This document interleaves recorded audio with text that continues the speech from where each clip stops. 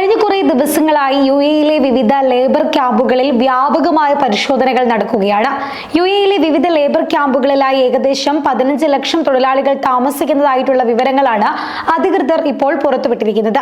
വിവിധ ക്യാമ്പുകളിലായി മെയ് 20 മുതൽ ജൂൺ 7 വരെ നടത്തിയ പരിശോധനയിൽ 352 നിയമലംഘനങ്ങൾ കണ്ടെത്തിയതായും അധികൃതർ അറിയിച്ചു. നിയമലംഘനങ്ങളിൽ കൂടുതലും ലേബർ ക്യാമ്പുകളിലെ ശീതീകരണ സംവിധാനങ്ങളുടെ അഭാവം, തീപിടിക്കാൻ സാധ്യതയുള്ള വസ്തുക്കളുടെ സുരക്ഷിതമില്ലാത്ത സംഭരണം, ശുചിത്വം പാലിക്കാത്തത് എന്നിവയെല്ലാമാണ്. അതേസമയം യുഎഇയിൽ 1800-ലേറെ കമ്പനികൾ ഇലക്ട്രോണിക് ലേബർ അക്കോമഡേഷൻ സംവിധാനത്തിൽ രജിസ്റ്റർ ചെയ്തിട്ടുണ്ട് എന്ന് മാനവ വിഭവശേഷി സ്വദേശിവൽക്കരണ മന്ത്രാലയം വ്യക്തമാക്കിയിട്ടുണ്ട്. രാജ്യത്തെ തൊഴിലാളികൾക്ക് മികച്ച താമസ സൗകര്യം ഉറപ്പാക്കാൻ യുഎഇ അധികൃതർ ശക്തമായ നടപടികളാണ് ആരംഭിച്ചിരിക്കുന്നത്. തൊഴിലാളികൾക്ക് മതിയായ താമസ സൗകര്യങ്ങൾ ലഭ്യമാക്കുന്നുണ്ടെന്ന് ഉറപ്പാക്കാൻ രാജ്യത്തുടനീളമുള്ള ലേബർ ക്യാമ്പുകളിൽ പതിവ് പരിശോധനയും നടത്തിവരുന്നുണ്ട്. ലേബർ ക്യാമ്പുകളിൽ താമസിക്കുന്നവരിൽ ഗുരുതരമായ കുറ്റം ചെയ്തവരുടെ കമ്പനികൾക്ക് അധികൃതർ പിഴ ചുമത്തുകയും ചെയ്തിട്ടുണ്ട്. ചില കമ്പനികൾക്ക് താക്കീതും നൽകിയിട്ടുണ്ട്.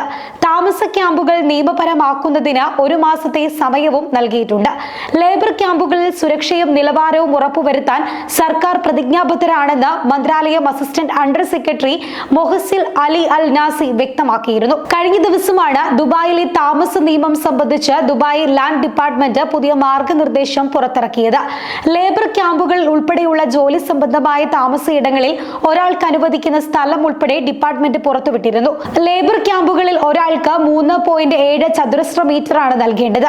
ഇതിൽ കുറഞ്ഞ സ്ഥലത്ത് ജോലിക്കാരെ പാർപ്പിക്കാൻ അനുവദിക്കില്ല.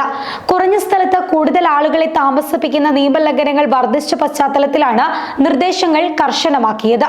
നിയമം ലംഘിക്കുന്ന തൊഴിലുടമകൾക്ക് പിഴയും വിലക്കുമുണ്ടാകും. അതേസമയം തന്നെ വാടകയുടമയെ അറിയാതെ താമസയിടങ്ങളിൽ കൂടുതൽ ആളുകളെ പാർപ്പിക്കുന്ന താമസക്കാരുമുണ്ട്. ഇതും ശ്രദ്ധയിൽപ്പെട്ടാൽ വാടക കരാറുകൾ അവസാനിപ്പിക്കുന്നതിന് വാടക ഉടമയ്ക്ക് അവകാശമുണ്ട്. സമാന രീതിയിൽ ദുബായ് ലാൻഡ് ഡിപ്പാർട്ട്മെന്റിന്റെ നിർദ്ദേശങ്ങൾക്ക് വിരുദ്ധമായി കൂടുതൽ പേരെ കെട്ടിടങ്ങളിൽ വാടകയ്ക്ക് താമസിപ്പിച്ചാലും അവർക്കെതിരെ നടപടിയുണ്ടാകും.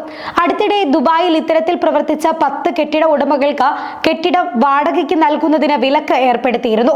തിരക്കൊഴിവാക്കാനും സുരക്ഷ പാലിക്കാനും ദുബായ് ലാൻഡ് ഡിപ്പാർട്ട്മെന്റ് മുന്നോട്ട് വെച്ച നിർദ്ദേശങ്ങൾ ലംഘിച്ചുവെന്ന് കണ്ടെത്തിയതിനെ തുടർന്നായിരുന്നു ഈ നടപടി. അധികൃതരുടെ കൃത്യമായ പരിശോധനകൾ മിക്ക താമസയിടങ്ങളിലും നടന്നു വരുന്നുണ്ട്. ദുബായിലെ കുടുംബങ്ങൾക്ക് താമസിക്കാൻ മാത്രമായി നൽകിയിരിക്കുന്ന സ്ഥലങ്ങളിൽ ബാച്ചിലേഴ്സ് താമസിച്ചാലും അവർ പിഴ അടയ്ക്കേണ്ടി വരും. സ്കൂളുകളിലും കോളേജുകളിലും ക്ലാസ് മുറികളിലും ലാബുകളിലും ഓരോ വിദ്യാർത്ഥിക്കും അനുവദിക്കേണ്ട സ്ഥലത്തിന് പരിധി നിശ്ചയിച്ചിട്ടുണ്ട്. അതേസമയം തന്നെ തൊഴിലിടങ്ങളിലും റീറ്റെയിൽ മാളുകളിലും സ്പേസുകൾ, ആശുപത്രികൾ, ഫാക്ടറികൾ എന്നിവ ഉൾപ്പെടെയുള്ള എല്ലാ മേഖലകളിലും അനുവദിക്കേണ്ട സ്ഥലത്തിനും പരിധി ദുബായ് നിശ്ചയിച്ചിട്ടുണ്ട്.